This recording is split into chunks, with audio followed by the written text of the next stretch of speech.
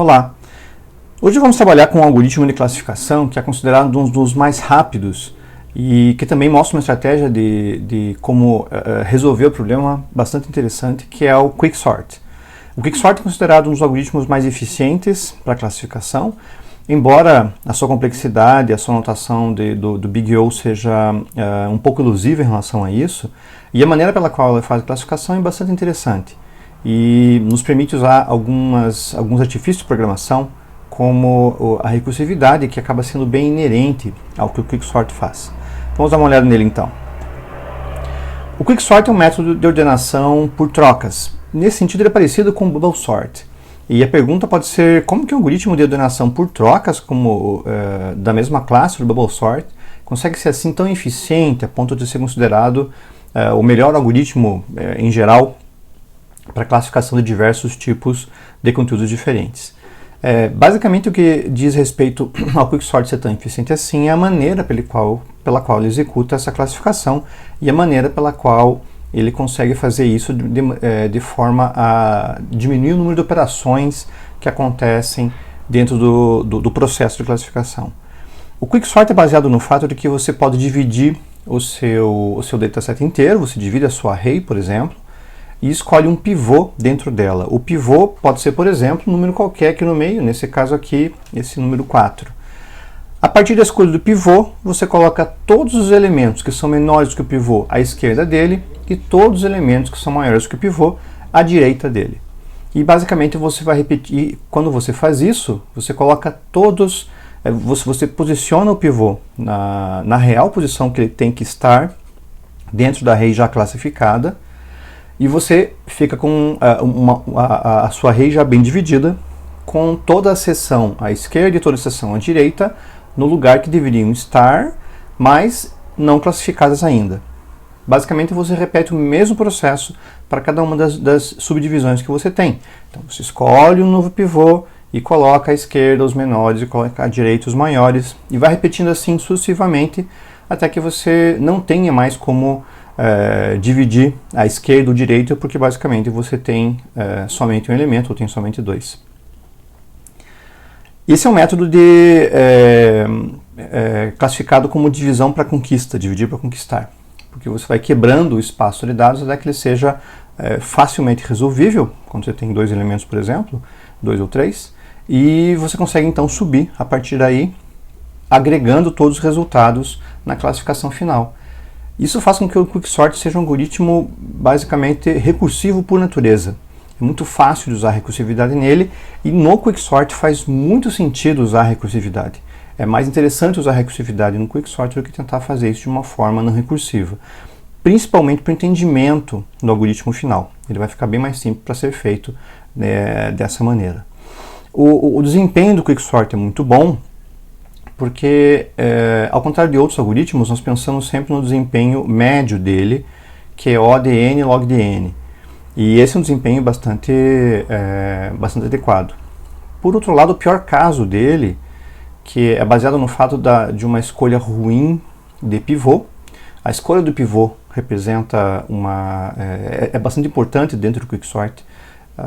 O ideal é que você escolha um pivô que não só esteja no meio físico da sua array, mas que também seja um valor mediano, que seja um valor que esteja no meio da faixa toda de valores que aparece dentro da array. Mas na pior escolha possível para o pivô, você vai ter um O de n ao quadrado. Então, é um algoritmo quadrático. O que o coloca em pé de igualdade com o Bubble Sort, por exemplo. O fato é que é muito difícil que você tenha esse pior caso acontecendo todas as vezes, e o Quicksort sempre se aproxima de O de n log de n. Então ele acaba sendo um algoritmo inevitavelmente mais rápido. Nos testes que vocês vão poder fazer com ele contra o Bubble Sort, contra o Selection Sort, isso vai ser claramente perceptível. E o fato de que o Quicksort é escolhido por boa parte das implementações padrões e bibliotecas em quase qualquer linguagem de programação como um bom algoritmo, como um algoritmo padrão para fazer classificação.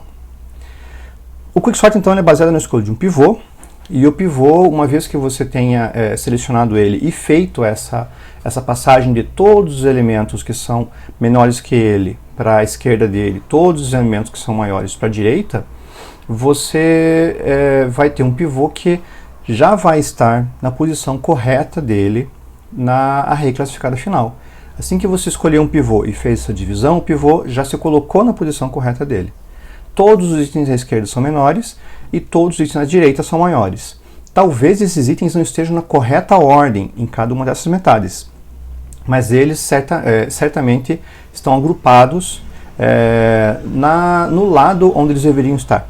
Por exemplo, nesse caso aqui, o pivô escolhido foi 4, e daí nós basicamente temos que colocar à esquerda dele todos os elementos que são menores que ele. Isso quer dizer que esse 3 aqui e esse 2 aqui tem que ir para a esquerda. Ao passo que os números maiores têm que ir para a direita. Então esse 5 aqui e esse 8 aqui tem que ir para a direita. Uma vez que você faça isso, o 4 já está na posição dele. Então o 3, 3 e o 2, que estão à esquerda do 4, por mais que você altere a ordem depois, o 4 sempre vai ser o quarto elemento. Não tem nenhum elemento maior que ele à esquerda. Ao passo que à direita, você tem o 5, o 8 e o 6. Eles não estão na ordem correta, mas não tem nenhum elemento ali maior que o 4. Portanto, o 4 já está na posição dele. A posição correta do 4 é essa posição que é a quarta. E ela vai se manter, por mais que você continue classificando essa array. Isso vai acontecer cada vez que você faz esse pivô. E agora você tem um problema um pouco menor para resolver. Então agora você tem uma array menor à esquerda para fazer o mesmo processo, escolher um pivô e, se for o caso, inverter, trocar os elementos que estão no lugar correto, no lugar incorreto. E a mesma coisa para o lado direito. Você tem novamente 3 elementos, se escolhe um pivô e depois coloca os menores para a esquerda e os maiores para a direita. Repetindo esse processo de forma sucessiva e provavelmente recursiva, você consegue classificar a array como um todo. É claro que é possível implementar o Quicksort de maneira não recursiva. Basicamente, quase qualquer programa recursivo, você tem uma solução, uma saída não recursiva para ele. Mas nesse caso em particular, faz muito sentido implementá-lo de maneira recursiva, como nós vamos ver em seguida. De forma geral, então, esse algoritmo escolha um pivô. Você pode escolher qualquer número dentro da array, qualquer elemento da array. Se vocês forem ver implementações que estão disponíveis em literatura, em cursos, em treinamentos, muitas vezes as pessoas escolhem o primeiro elemento ou o último elemento, para simplificar isso, ou escolhem o elemento do meio. Mesmo que você escolha o elemento final, o elemento inicial, isso não vai ter tanto problema assim, porque a bem na verdade o que ela vai fazer é recolocar esse elemento no lugar dele. E levando em conta que a array está desordenada, você vai encontrar um elemento mediano em basicamente qualquer lugar. O que nos leva ao fato de que a escolha do pivô pode ser um fator diferencial, e existem algumas estratégias para você escolher um pivô. Escolher o elemento mediano, o elemento que está exatamente no meio da faixa de valores, seria o ideal, embora para descobrir isso você vai ter que passar por toda a array, então não é de forma nenhuma eficiente. Então existem algumas estratégias que tentam diminuir essa ineficiência, mas de uma forma ou de outra você escolhe um dos pivôs, onde quer que ele esteja, e daí então move para a esquerda do pivô todos os elementos que são menores e à direita todos os elementos que são maiores. Você vai ter então o pivô na posição correta e depois duas metades. Você, de forma recursiva, executa o mesmo procedimento na metade da esquerda e depois o mesmo procedimento na metade da direita. Você vai acabar novamente com duas metades em cada uma das metades iniciais e reexecuta o processo e reexecuta o processo até que finalmente você tenha uma array que você não tem como mais fazer essa divisão, porque a array vai ter basicamente um elemento só, ou vai ter dois, ela já vai ser facilmente invertida. O Quicksort então é um algoritmo recursivo e baseado na escolha do pivô, e vocês perceberam que esse movimento, esse mova os elementos, talvez sejam umas operações com maior custo aqui dentro. Então o fato de se você tiver que mover muitos elementos, claramente a eficiência do Quicksort pode não ser assim tão boa. Então, uma boa parte das implementações procura diminuir as trocas, tentando usar estratégias, usando contadores, usando ponteiros que se movem, não ponteiros reais em si, mas apontadores, variáveis apontadoras de índices, que se movem pela array para tentar diminuir esse número de trocas e conseguir um bom desempenho. Percebam que mesmo dentro da estratégia geral do Quicksort, existem melhorias que podem ser feitas na implementação dele. Um exemplo mais prático, vamos dar uma olhadinha aqui nessa array, onde nós temos uma série de elementos, eles estão fora de ordem, como vocês podem perceber, e o fato que nós vamos aplicar o Quicksort aqui dentro, o primeiro passo para a aplicação do Quicksort é escolher um pivô para isso daqui. Nesse caso aqui em particular, vamos escolher o número do meio da array, que está no centro da array, e a gente podia escolher o último, o primeiro também, vamos escolher do centro, acaba sendo mais simples até para entender como funciona o algoritmo, e qualquer que seja ele vai acabar sendo razoável. Então, nós escolhemos aqui o elemento do centro. Esse é o nosso pivô.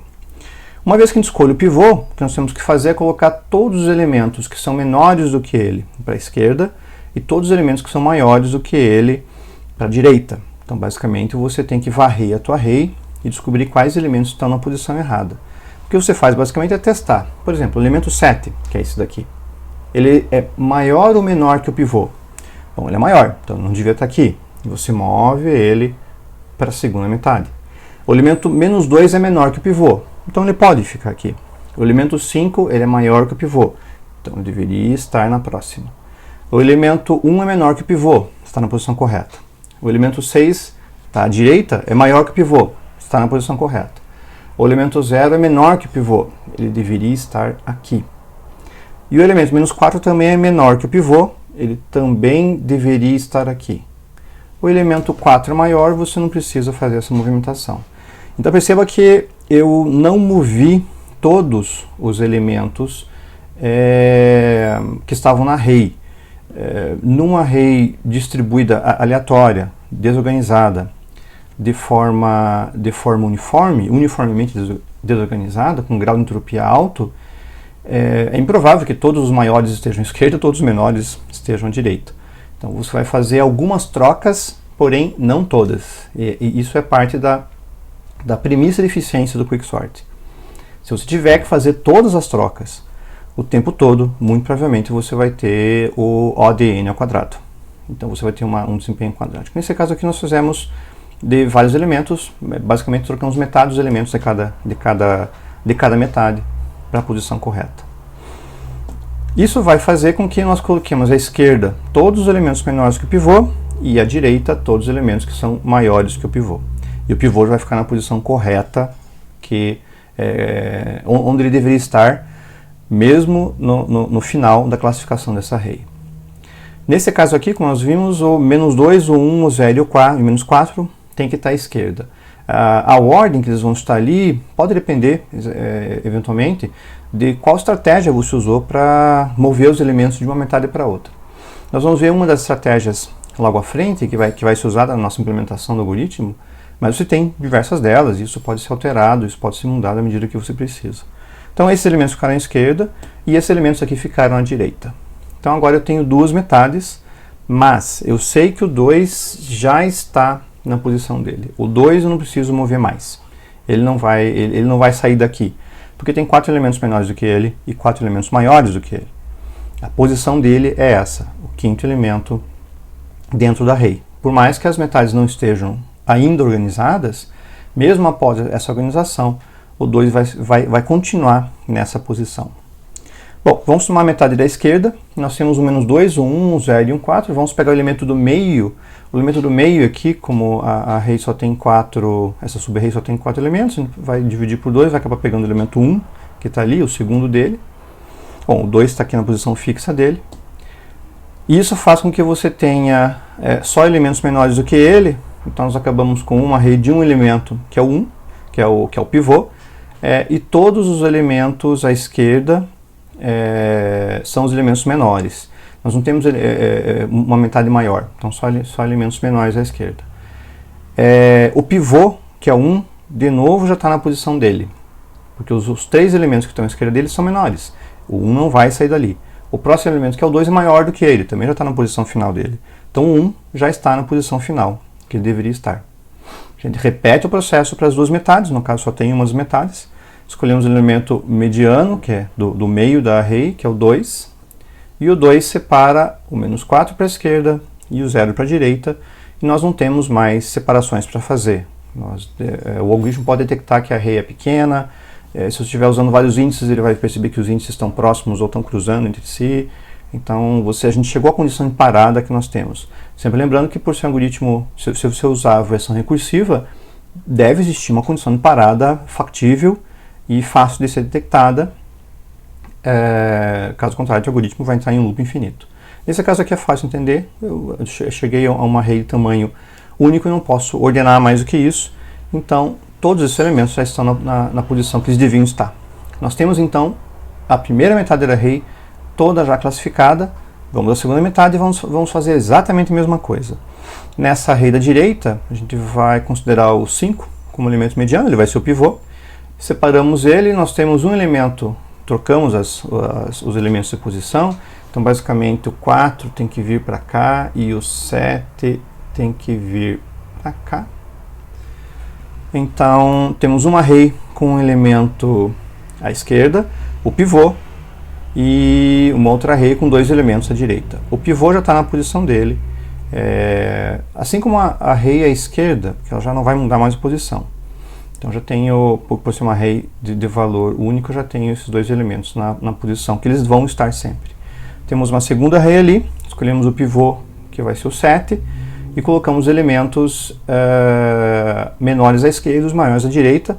Basicamente é só o 6 que tem que ir para a esquerda dele. Então nós acabamos com todos esses elementos já classificados com arrays de tamanho 1. Também não tem mais para onde seguir, então portanto os elementos estão na posição final deles. Assim que eu cheguei a todas essas arrays de elemento 1, provavelmente eu vou retornar com os meus valores para as chamadas que estavam acima de mim, e todos os elementos em sequência, na realidade, são a minha array já ordenada. Essa é a maneira pela qual o Quicksort funciona. Você vai sempre escolher um pivô, mover os que estão à esquerda, mover para a esquerda os que são menores, mover para a direita os que são maiores, e então, ao longo de várias sucessivas chamadas para cada uma dessas metades, você vai acabar tendo uma array completamente organizada. Levando em conta que você, na média, não vai fazer todas as trocas o tempo todo, ou seja, você não vai ter todos os elementos na posição errada, a ponto de ter que fazer todas as trocas sempre, você vai ter uma complexidade, um desempenho de O de n log de n, o que é muito bom para um algoritmo de classificação. Bate os que nós já vimos dentro dessa disciplina. Nós temos uma implementação aqui do Quicksort. Vou ter que deslocar a câmera para cá, provavelmente. Pode ser aqui. E essa implementação é baseada no fato de que você recebe a array, o dataset aqui, uma array de inteiros nesse caso, você pode substituir pelo tipo que você achar adequado, e o elemento da esquerda, e o índice do elemento mais da esquerda e o índice do elemento mais à direita. O índice do elemento mais à direita vai ser o tamanho menos 1 na chamada inicial, e o da esquerda vai ser 0. Quando você faz a chamada inicial, que é essa daqui, você vai passar a tua array toda, começando em 0 e indo até tamanho menos 1. Esses são todos os elementos da array que você tem. Nós mantemos esse tipo de chamada aqui, porque depois nós vamos fazer as chamadas recursivas aqui embaixo, e no momento das chamadas recursivas, então, nós vamos chamar só uma metade da array. Então nós precisamos desse início e fim, esquerda e direita, para todas as chamadas subsequentes. E é interessante chamar de esquerda e direita porque esses índices vão acabar se cruzando, então não são só início e fim. Início e fim pode acabar sendo confundido com uma array toda. Nós vamos usar 2 índices aqui, o i e o j. O x para armazenar a variável que nós vamos testar e o y para fazer as possíveis trocas. O y e j recebem esquerda e direita, e em x nós colocamos não o índice do elemento do meio, que é a esquerda mais direita por 2, mas o valor dele, na realidade, porque esse valor vai ser comparado. E esse tipo de implementação, ele tem 2 índices, o i e o j, que vão estar, a princípio, nos limites da array, eles vão prosseguindo, o teu i vai subindo à medida, enquanto você não acha alguma coisa que seja maior do que o elemento no meio, e o y e o j vai descendo enquanto não acha alguma coisa que seja menor do que o elemento. Isso já vai ficar um pouco mais fácil de explicar. Assim que você achar dois elementos que estão na posição incorreta, você faz o swap dos dois, você faz a troca dos dois que está aqui embaixo. E continua assim até que todas as trocas sejam feitas. Essa é uma das maneiras, uma das implementações possíveis para o Quicksort. E ela tenta economizar trocas, porque daí você vai andando pelos lados da array, assim que achar dois que estão ambos na posição incorreta, você faz a troca deles. E depois vai caminhando até que todas as trocas daquele nível já sejam feitas também. Só para vocês terem uma ideia de como isso funciona, nós vamos implementar isso no primeiro nível daquela mesma array que nós usamos no exemplo anterior. Nesse caso aqui, na chamada da função, nós temos a array como um todo colocada e à esquerda vai estar o índice do primeiro elemento e à direita vai estar o índice do segundo elemento. Nesse caso, 0 e 9. 9? Não, é 8. O elemento do meio, que é o x, na realidade ele é o valor do elemento mediano. Então o elemento do mediano que nós achamos é o 2. Nós não vamos colocar o índice dele aqui. Nós vamos colocar na realidade o valor que ele tem, porque esse valor que tem que ser comparado com os elementos da esquerda e com os elementos da direita. O i e o j vão se posicionando exatamente como a esquerda e a direita, porque o i vai prosseguir, vai andar para frente e o j vai voltar em busca de um elemento que está na posição errada. O que é um elemento na posição errada? Na esquerda é um elemento que seja maior do que o 2, do que o elemento mediano. À direita é um elemento que seja menor do que o 2. Nós já sabemos mais ou menos quais são esses elementos. Olhando visualmente, nós sabemos que quem está na posição errada aqui é o 7 e o 4.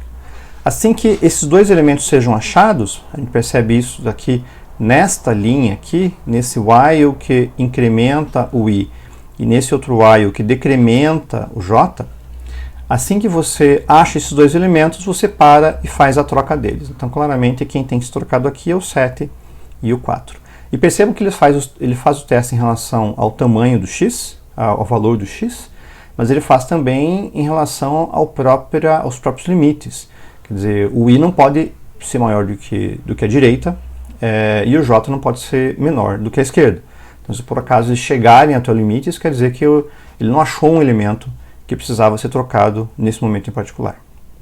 Bom, na próxima interação, então, nós temos o 4 e o 7 invertidos, que eram os elementos que deviam ser trocados realmente.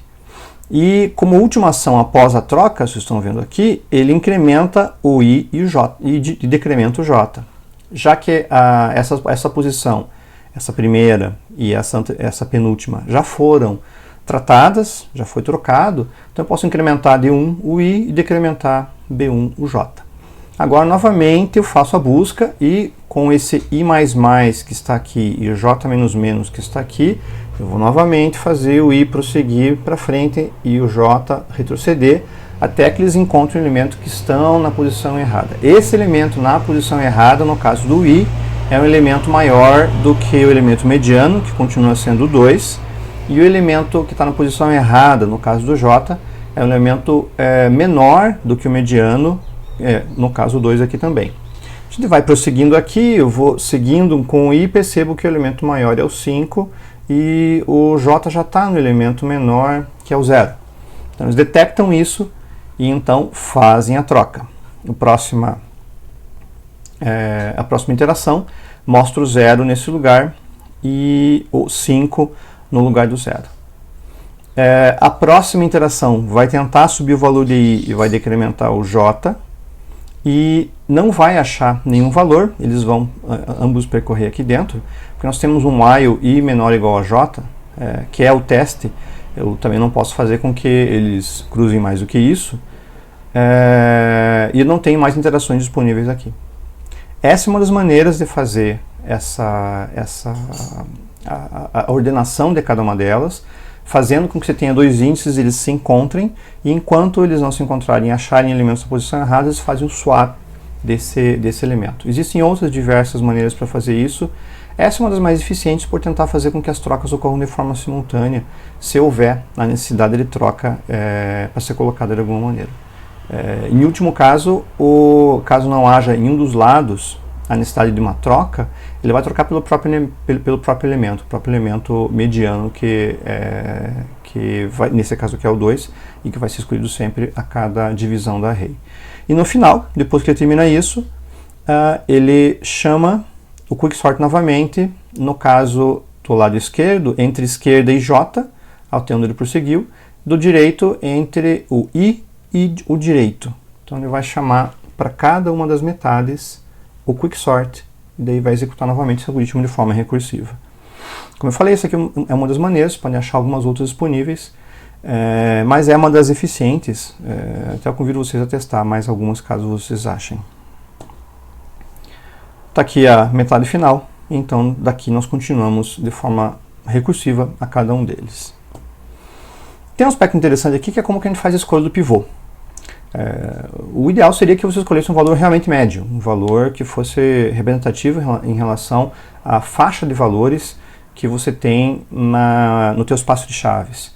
Isso fica muito difícil de calcular porque você vai ter que gastar tempo fazendo isso, e se o dataset for grande o suficiente, isso pode acabar sendo um tempo representativo e acaba não sendo assim tão interessante em termos de desempenho.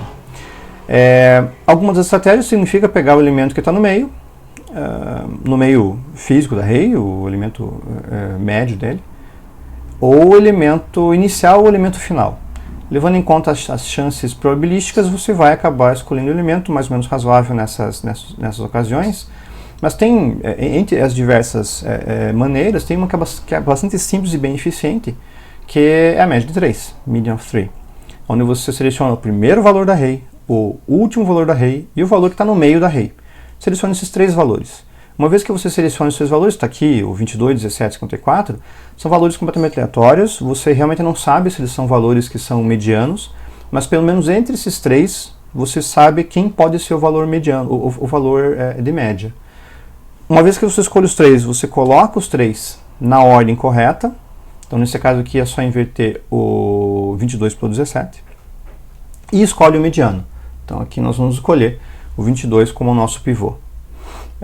Como você está escolhendo 3 valores, você afasta a possibilidade de escolher o maior valor ou o menor valor, que são os casos piores que o quicksort teria. Então você consegue ainda fazer, diminuir, se afastar um pouquinho desse caso pior. E levando em conta as chances estatísticas, é provável que você consiga um valor mais próximo da média do que somente escolhendo o inicial, o final ou o mediano com isso. Existem outras estratégias possíveis, eu convido vocês a pesquisar um pouco sobre isso nas próprias implementações que o quicksort oferece. Então, de forma geral, o quicksort é um algoritmo muito rápido para uso genérico. Então, para diversos tipos de aplicações, para aplicações em geral, ou se não houver uma indicação específica, o quicksort muito provavelmente é o algoritmo que vai te oferecer o melhor desempenho possível. Ele é baseado na divisão em conquista, de forma que você vai dividindo o seu espaço até que você consiga resolver ele. Resolver ele significa, eu tenho uma array só de 1, então já cheguei na posição dele. Enquanto isso, você divide e troca de posição os que estão errados e continua dividindo e continua dividindo. Isso faz com que ele seja naturalmente recursivo. É mais fácil, é um dos algoritmos que é mais fácil implementar de maneira recursiva do que de maneira convencional. O desempenho pior, no pior caso dele, é quadrático, O de n ao quadrado, mas como é muito difícil, em termos de chance que você acabe achando o pior caso, o desempenho médio dele é O n log de n, que é muito bom para um algoritmo de classificação, e por isso ele acaba sendo tão rápido, mesmo sendo um algoritmo de troca como o bubble sort, e mesmo tendo o pior caso igual ao bubble sort. Na prática ele é muito mais rápido do que isso. Isso tudo é baseado no fato de que você tem que escolher bem o pivô. E essa escolha, como a estratégia que nós acabamos de apresentar, consegue já te afastar desse pior caso rapidamente, e mesmo que você ainda tenha o pior caso, o algoritmo ainda consegue ser eficiente e ainda consegue classificar. O pior caso teria que se repetir a cada divisão, o que é realmente muito improvável, mas mesmo nesse caso você ainda pelo menos consegue chegar ao final da classificação de uma forma eficiente, e na média consegue fazer isso de forma realmente bem mais rápida. Obrigado então, e até o próximo vídeo.